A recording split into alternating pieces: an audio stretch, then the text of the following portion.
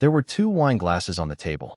That was the first thing I noticed when I walked past the window of La Monnaie. Not the couple laughing at the corner booth.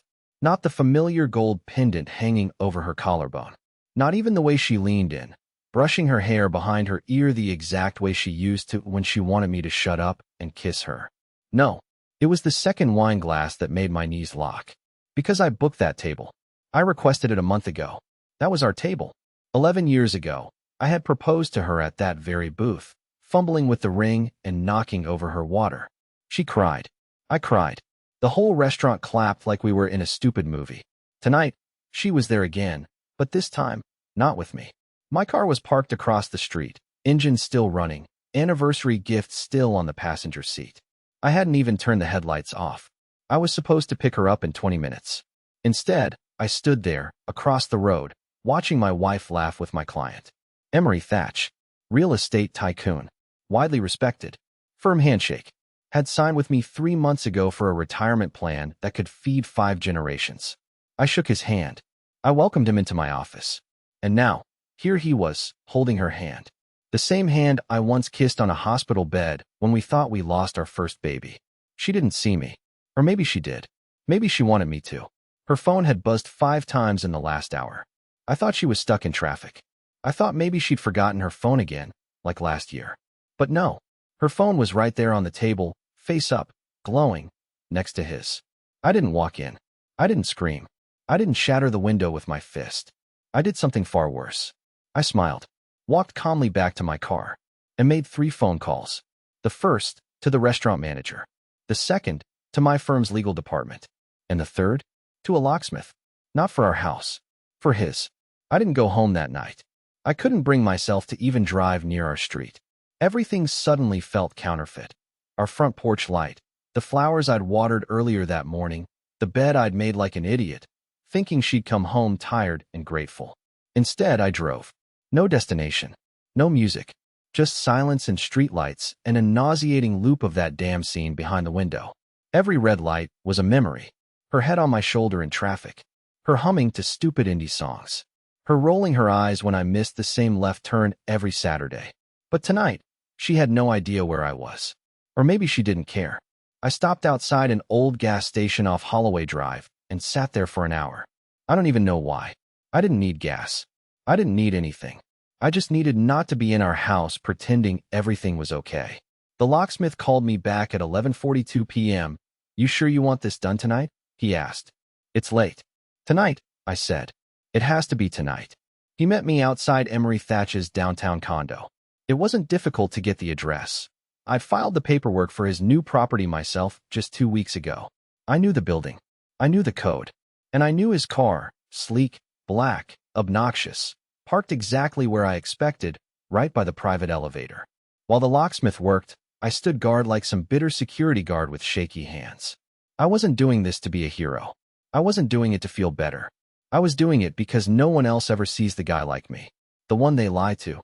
The one they laugh about. I was done playing the background character in my own life.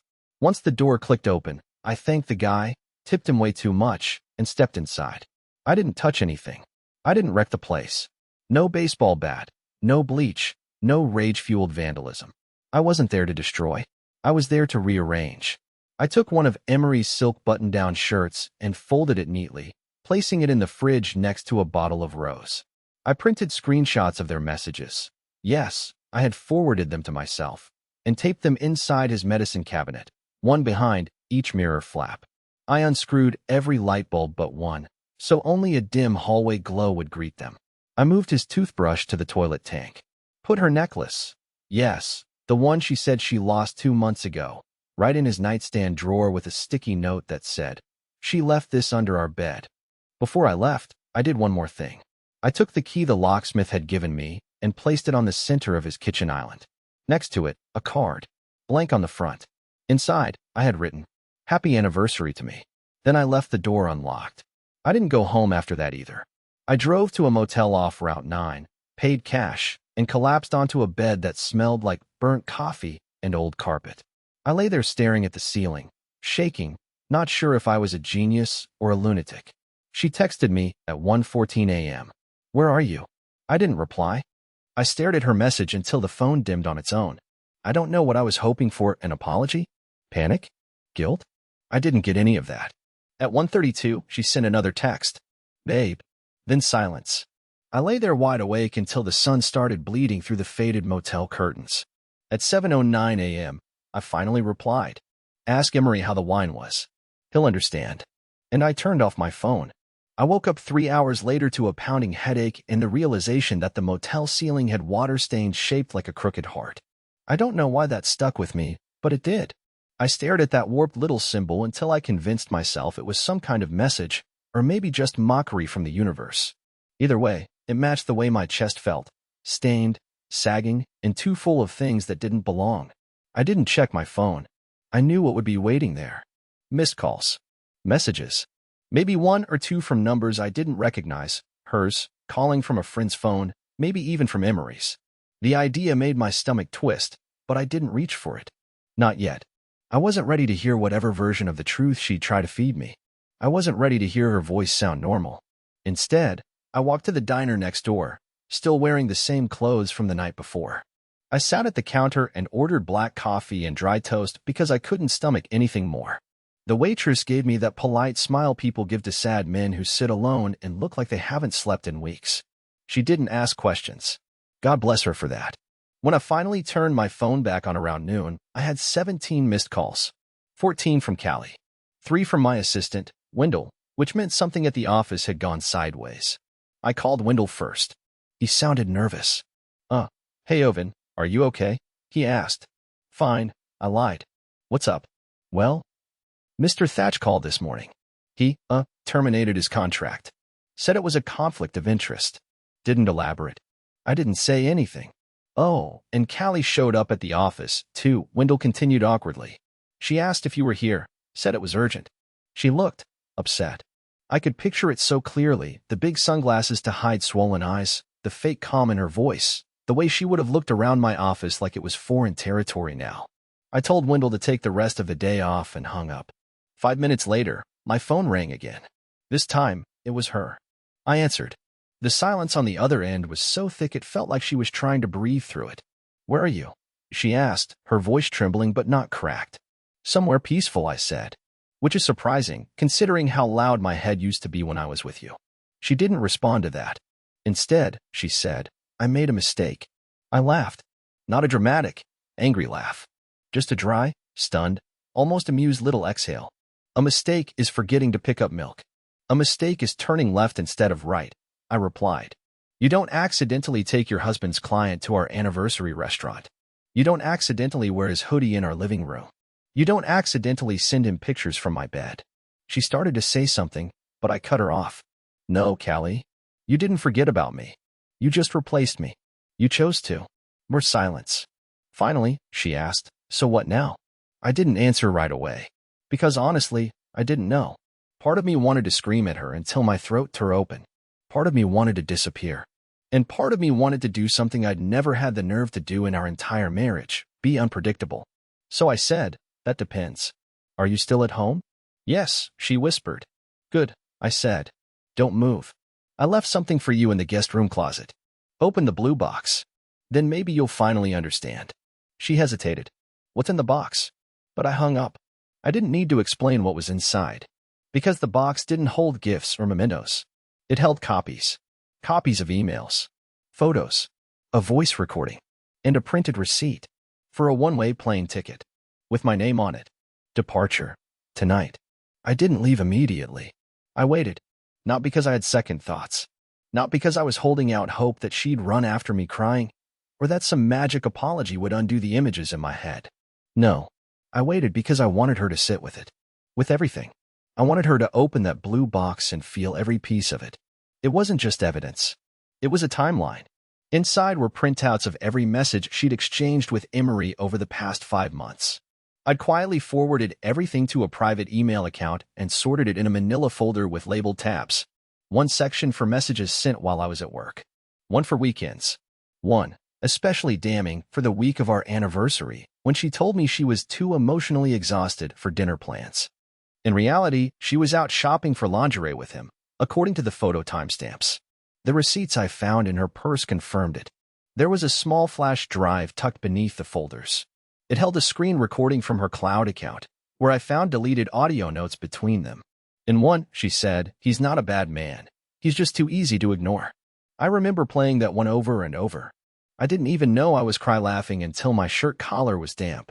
But the most important thing in the box was the plane ticket. Booked weeks ago. One way. Paid for in full with the savings account she forgot I had access to.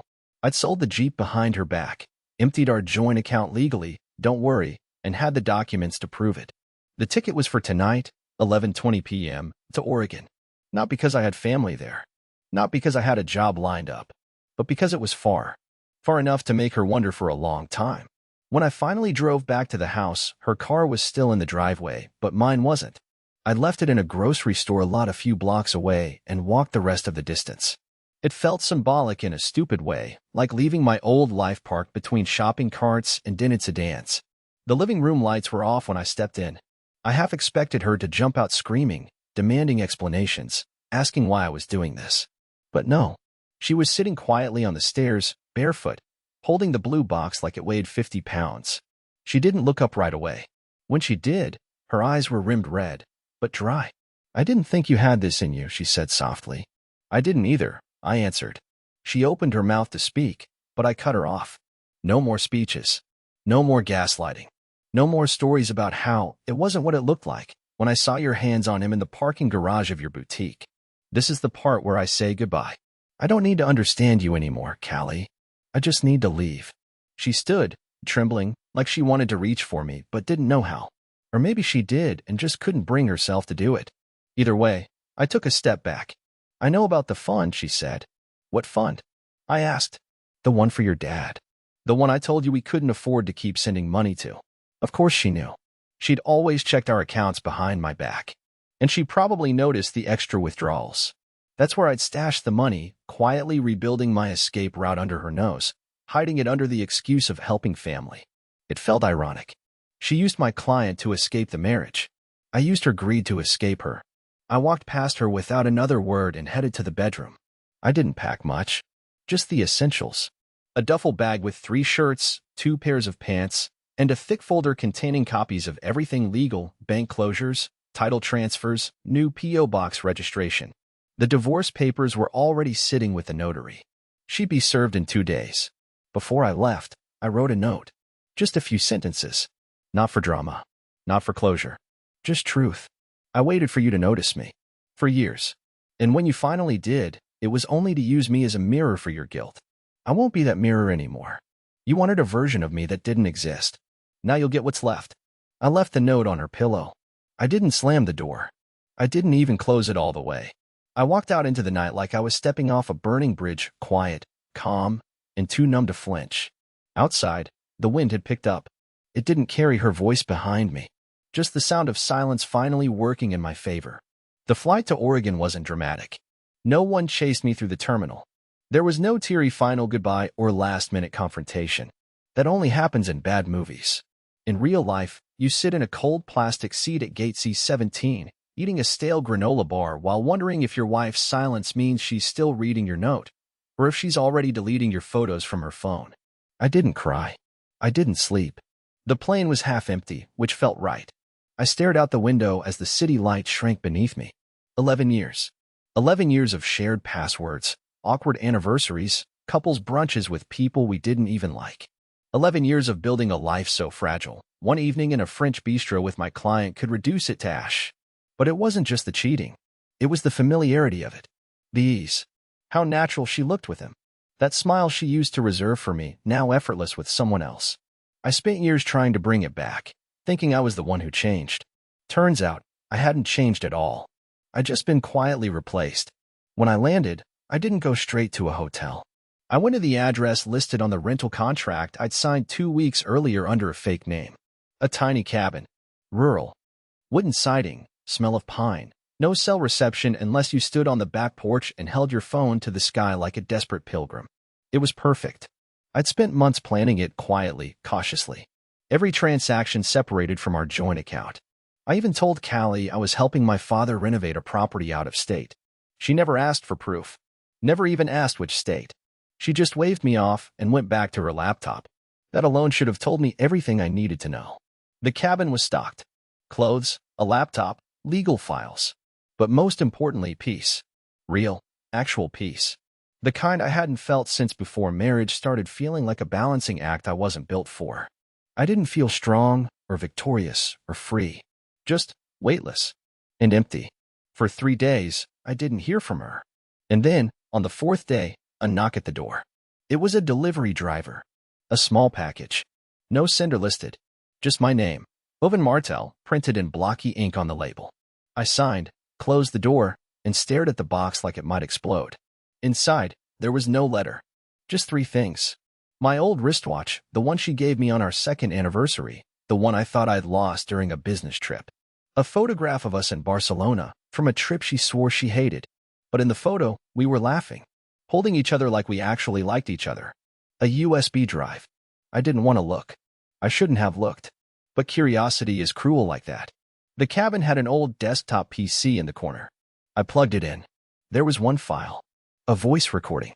Her voice. No intro. No hello. Just this. You're not going to forgive me. I know that. And I don't even think I want you to. I just want you to know something before you forget me entirely. I wasn't always lying. Sometimes I really did miss you. Sometimes I still do. But you kept making me feel like I didn't exist. So I made myself exist. Somewhere else. Then silence. Then a deep breath. I think what hurts most is that you finally became the man I was waiting for, just as I became someone neither of us would recognize. Click. That was it. I sat there in the dim yellow light, the computer humming, my watch ticking faintly on the desk. She had finally said something that didn't make me angry, didn't make me bitter, just made me realize how far apart we'd really drifted. We were both shadows, pretending to be whole people. I didn't reply. I didn't send a return package. I didn't destroy the USB or throw away the photo. I just sat there, staring at a frozen screen, wondering how many versions of us had quietly died over the years without either of us noticing. And I knew in that moment that this story wasn't about betrayal anymore. It was about disappearance. We had erased each other, and all that was left now was the space where love used to live. It was almost a week before I saw another human being. Living alone in that cabin should have been quiet, but it wasn't. Not really. The silence was loud in a different way, like every thought I'd buried for over a decade decided to hold its own little concert in my head. I'd walk out into the woods at night just to get away from myself, but all I found were the echoes of everything I hadn't said to her, every second I'd wasted trying to be invisible enough not to be hated, and loud enough to still be remembered. And then one morning, gray sky, dew on the porch, coffee cup cooling in my hands, I saw headlights crawling slowly up the dirt road. My heart dropped like it recognized trouble before my brain did. I set the cup down, stepped inside, and watched through the window like I was in some low-budget thriller. The car stopped at the gate. It was her. Callie. She didn't get out right away. She sat there, gripping the steering wheel like it was the last thing holding her together. And part of me wanted to disappear into the walls and pretend I wasn't there. I'd come all this way, built this distance, made her feel the weight of every lie, and now she was parked 30 feet from me like the whole damn thing never happened. Eventually, she stepped out. Her hair was a mess, tied back in one of those scrunchies she only wore when she was stressed. No makeup. No designer coat. Just a worn hoodie and jeans. She looked human. Too human. And that made me uncomfortable. She didn't knock. She just stood at the gate and waited. I opened the door, not because I wanted to, but because I needed this to end in real terms. Not as a voicemail, not as a message or a package on the porch. If she had dragged herself this far, I wanted to see how much of herself she had left to offer. I walked toward her slowly, keeping the wooden fence between us. "How'd you find me?" I asked. Her voice was hoarse. I didn't. I found the withdrawal trail. I guessed. Eventually, I guessed right. "So what do you want?" "I don't know," she whispered. "But I can't stay in the house anymore. Every corner has your silence in it." I almost laughed. "And that bothers you? You lived with my silence for years." "No," she said quickly. "I lived with your restraint. That's different." I didn't respond. I just let her talk. She looked like she'd rehearsed a speech on the drive, but it was unraveling fast. Her eyes darted, hands twitching. She didn't know what she was expecting to find here, me broken and begging, or maybe triumphant and cruel. Instead, she found something worse, a version of me that didn't need her to exist anymore. "I'm not asking for forgiveness," she said. And I'm not going to apologize again because I already know it doesn't mean anything. Then why come? I asked. She hesitated. Because I needed to see if there was still a version of us that could exist in the same place, even for 5 minutes, without pretending. I looked down at the dirt between us. I remembered every moment I spent begging for her attention with soft gestures, picking up groceries without being asked, sending her playlists to remind her of when we first fell in love, even learning to cook just to make her laugh with my kitchen disasters. And she had laughed, right up until she stopped. I don't think you really came here for us, I said finally. I think you came here because you don't recognize who you are anymore. She blinked, hard. And then, unexpectedly, she asked, did I ever? That question hit harder than I expected. Not because it was deep, but because it was real. Because maybe we both spent 11 years building people we didn't actually like being. She walked back to the car without another word, opened the trunk, and pulled something out. A notebook. Thick, with a ribbon bookmark sticking out the side. This is yours, she said, placing it on the fence post between us. I looked at it but didn't touch it. What is it? Everything I never told you. From year one to the end. Every resentment. Every fear. Every time I thought about leaving. And every time I didn't. Why would I want to read that? Because you deserve to know what kind of ghost you were living with. And then she left. No hug. No tears. No drawn-out glances over the shoulder. She just left. I didn't open the notebook for hours. I couldn't. My hand hovered over the cover like it might burn me. But when I finally cracked it open, the first line on page 1 didn't talk about me at all. It said, I love being loved by him, but I never figured out how to love myself without tearing him down. I read that line 5 times. And that's when I realized I wasn't her husband anymore. I was her mirror. And she broke me trying to break her own reflection. I don't know how long I sat on the edge of that porch, notebook in my lap, fingers running over the ink like it might smudge and disappear if I blinked. The pages were uneven, some written in messy slants, others more methodical, like she had wrestled with herself over every word. There were dated entries, doodles in the margins, entire sentences blacked out and rewritten.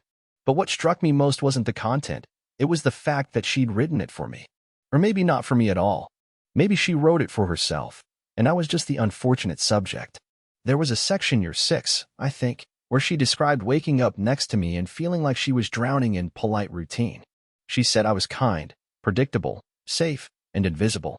She wrote, it's not that he stopped loving me. It's that he stopped making me feel like love meant anything. I had to close the book after that. Not because I disagreed, but because I remembered that exact week. I'd just been promoted. I'd bought her a new espresso machine and surprised her with flowers at work. I thought we were doing okay. I thought I was giving her the world. Apparently, I was giving her a well-decorated prison.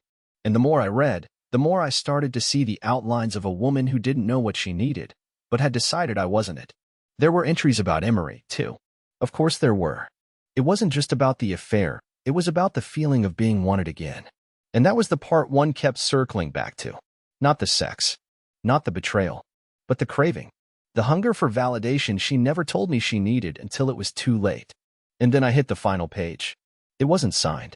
It wasn't even dated. Just a single paragraph, scribbled in the center of the page. If you're reading this, it means I finally stopped being a coward. I didn't just fall out of love with you. I fell out of love with the version of me you saw. The one who never made mistakes, never faltered, never wanted more. You deserve truth. But all I had was performance. I sat there for hours after that. The book closed on my lap, the wind rising and falling like it was whispering things I didn't want to hear. For so long, I'd been convinced that she was the villain in my story. That she betrayed me, discarded me, made a fool of me in the most humiliating way possible. And maybe all of that was still true. But maybe I wasn't the hero either.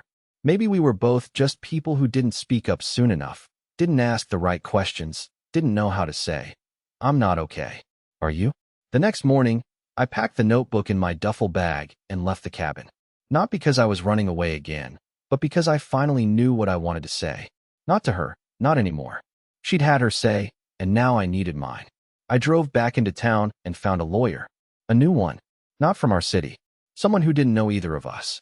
I handed him the folder I'd been carrying since the day I left, and I said 3 words. Make it final.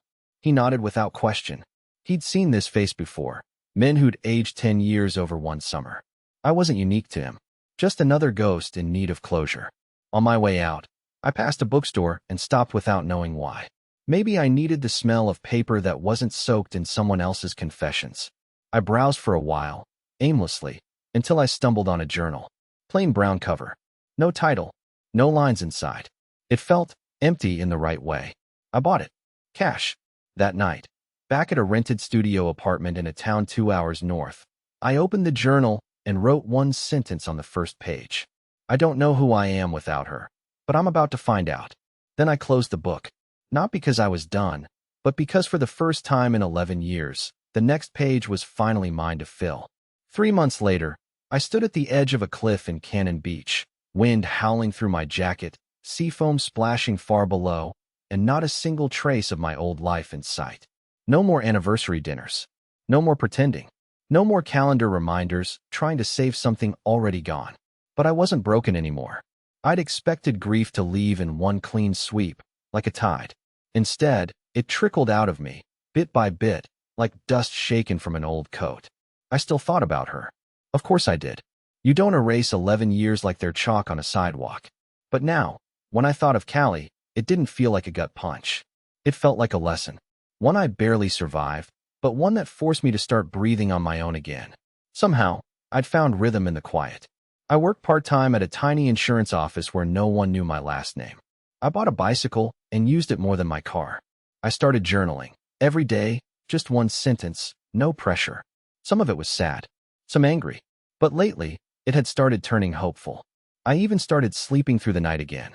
The real shift happened one rainy Thursday, in a cafe that smelled like cinnamon and new beginnings.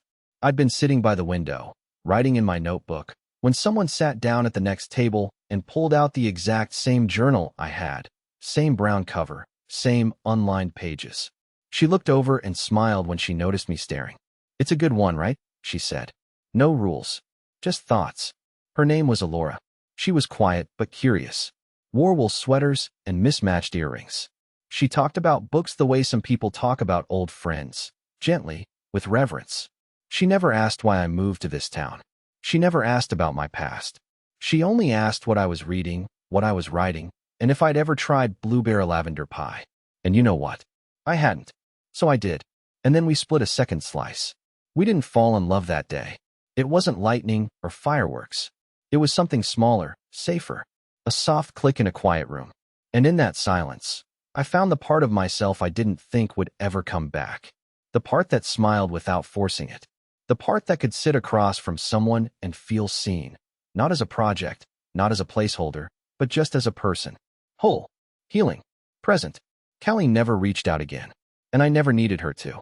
We'd already said everything we needed to say. Sometimes, closure doesn't come with a bow. It comes with a door that finally stays closed. And me? I kept writing. Every single day. One page at a time. Not about her. Not about the pain. But about where I was, who I was becoming, and how damn good that pie was. Because maybe the end of a marriage isn't the end of a story. Maybe it's just the part where you stop writing someone else's version of you and finally start telling your own.